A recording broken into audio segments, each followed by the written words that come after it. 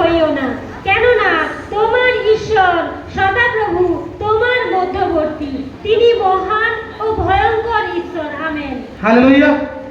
কথা শুনতেছে কি বলছে, তুমি তাহার হইতে ত্রাসযুক্ত হইও না, কেন তোমার ঈশ্বর সদাপ্রভু তোমার মধ্যবর্তী, তিনি মহান ও ভয়ঙ্কর ঈশ্বর। আজ তুমি কোনো মনুষ্যকে দেখে ভয় পাওয়ার দরকার নেই, আজ কারোর কাছে গিয়ে তোমার ভয় পাওয়ার দরকার নেই। আজ পরমেশ্বর তোমার মধ্যে দাঁড়াবেন, আর পরমেশ্বর তোমাকে উঠাবেন, আর প্রভু সেই চমৎকার করবেন তোমার জীবনে, আর তোমার জীবনে সেই আশীর্বাদ করবেন, আর পিতা তোমাকে ভূমিষ্ঠ করবেন যিশু নাসির নামে।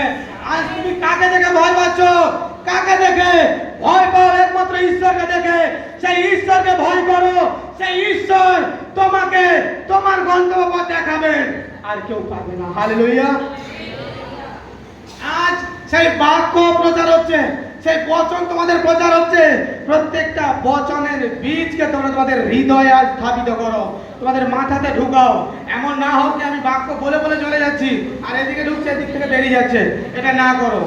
এটাও হচ্ছে, সাবধান, এটাও হচ্ছে। আমি কেন তেল দিয়ে প্রার্থনা করি?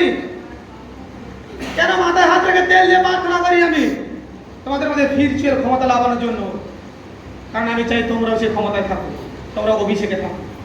হালেলুয়া। প্রত্যেকজন জোরে বলো হালেলুয়া। প্রভু দয়া করুন।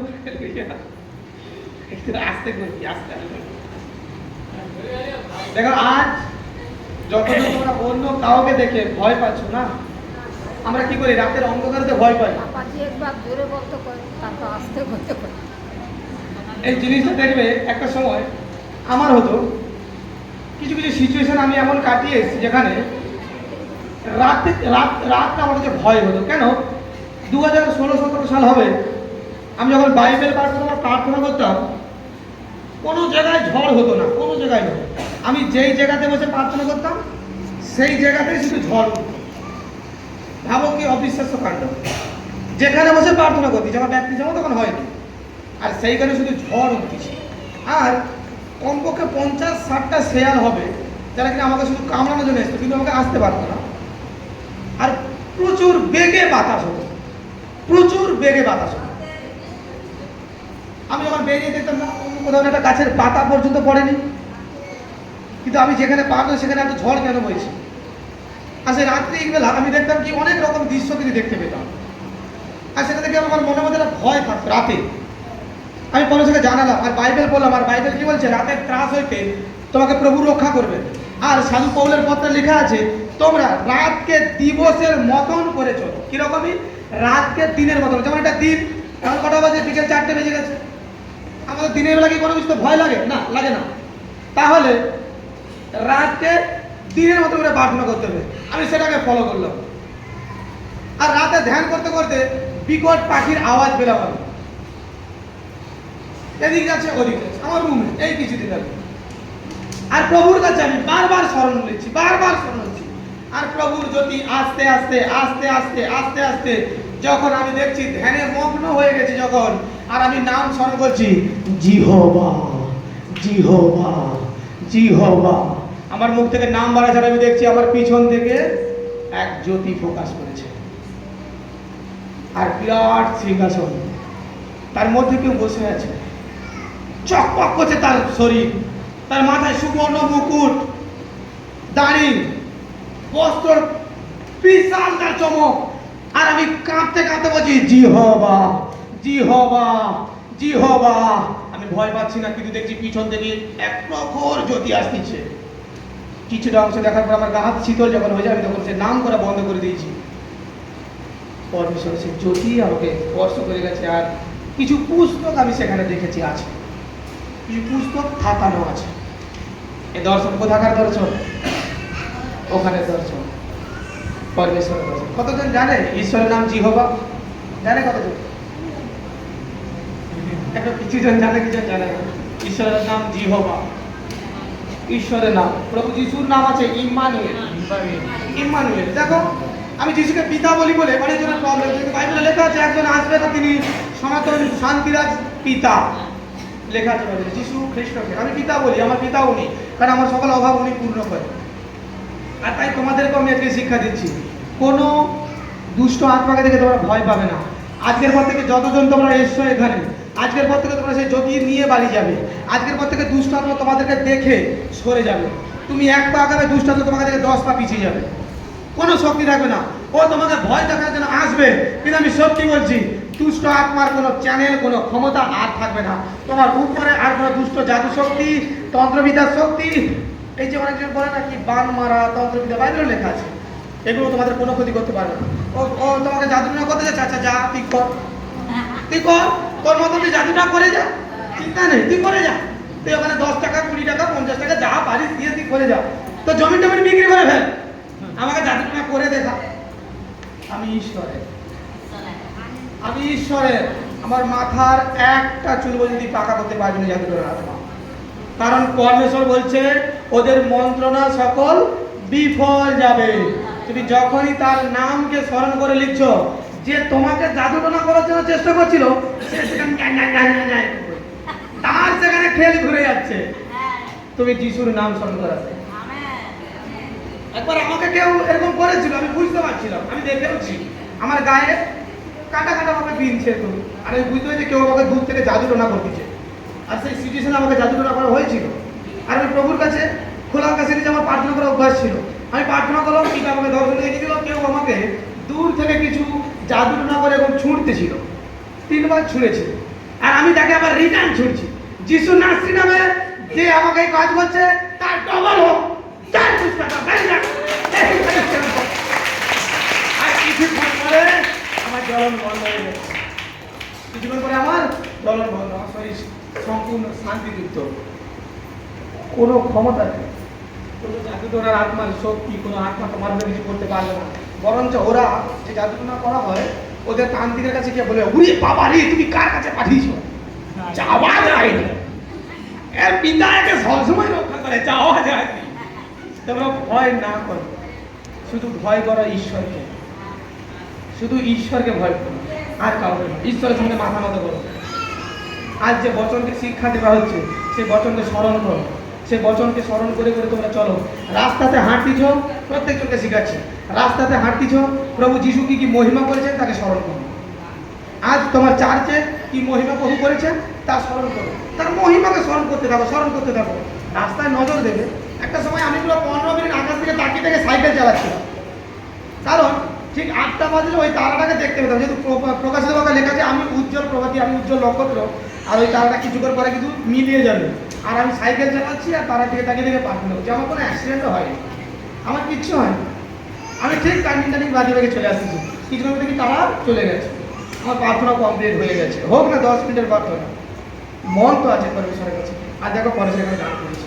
আজ আমি তোমাদেরকে শিক্ষা দিচ্ছি, আজ আমি তোমাদেরকে চেতনা দিচ্ছি, আমি তোমাদের মাঝে পৌঁছেছি। আজ প্রভু সে অভিষেক দিয়ে আজ নিগ্র তত্ত্ব তোমাদেরকে জানাচ্ছি, গভীরের তত্ত্ব কথাগুলোকে আমি টেনে নিয়ে আসতেছি, যা তোমাদের সঙ্গে দিন প্রতিদিন হচ্ছে। যে কথাগুলো আমি বলতেছি না দিন প্রতিদিন কি তোমাদের সঙ্গে হয়? যেগুলো আমি বোঝানোর চেষ্টা করছি কি এটা হচ্ছে সেটা হচ্ছে, এগুলো কাদের সঙ্গে হয়? দিন প্রতিদিন।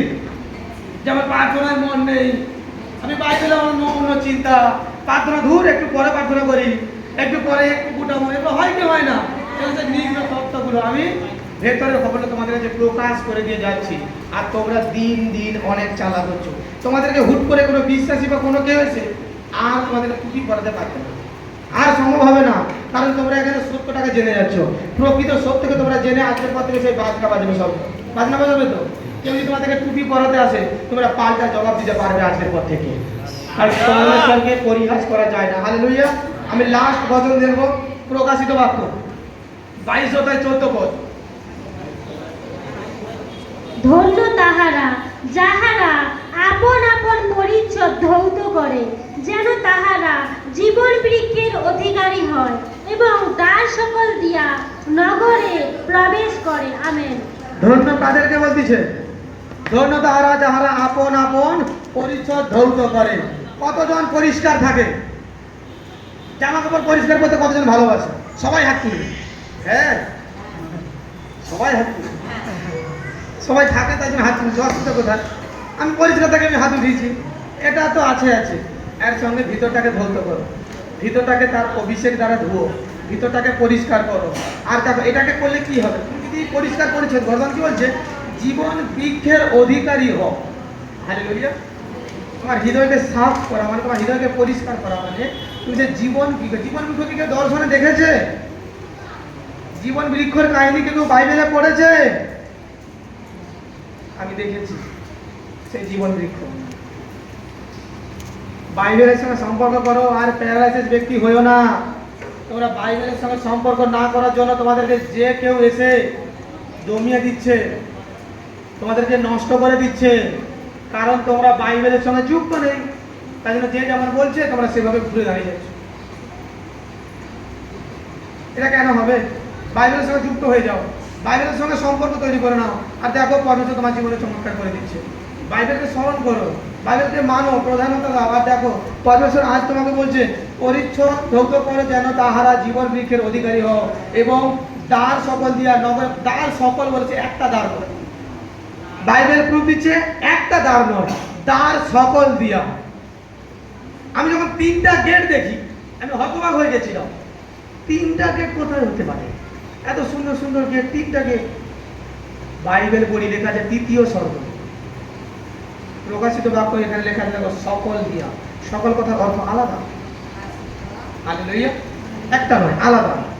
তোমরা যাতে পরিষ্কার পরিচ্ছন্ন থাকো, আত্মাতে উত্তপ্ত থাকো, আত্মাকে জেগে রাখো। তোমরা আত্মাকে নিদ্রাতে যেতে দিও না, আত্মাকে তোমরা নষ্ট হতে দিও না। আর সেই আত্মা দেখো তোমাদেরকে সেই স্থানে নিয়ে যাবে, সেই আত্মা তোমাদেরকে সেই সযত্নে সেখানে রাখবে। আর পবিত্র আত্মা যখন সেখানে সাক্ষী দেবে তোমাদের হয়ে আত্মা প্রার্থনা করেন। কতজন জানো যখন তোমরা উপর হচ্ছ পবিত্র আত্মা তোমাদের হয়ে উপর হয়, যদি তোমরা সেরকম প্রকৃত বিশ্বাসী হও। যখন তোমরা প্রার্থনা করার কোনো পজিশন পাচ্ছ না, কিছু না করতে পারে হালেলুয়া হালেলুয়া করছো, সদা প্রভুকে তখন বলো পবিত্র আত্মা আমাকে আমার হয়ে তুমি প্রার্থনা করো, আমার জিভে সেই প্রার্থনার অঙ্গীকার দাও, আমাকে প্রার্থনা করার শিক্ষা দাও। আর মিনিট 5-এর মধ্যে দেখো তোমার মধ্যে নতুন নতুন অঙ্গীকার আবিষ্কার হচ্ছে যিশু নাসির নাম। তোমরা অনেক সময় ভাবো কি 10 দিন প্রার্থনা করছে আর কি বলবো। আরে না, তুমি পবিত্র আত্মায় বসো, তুমি জেদ করো, চাও পবিত্র আত্মা তুমি আমার কাছে প্রার্থনা করে শেখাও, আমি তারপরে উঠবো।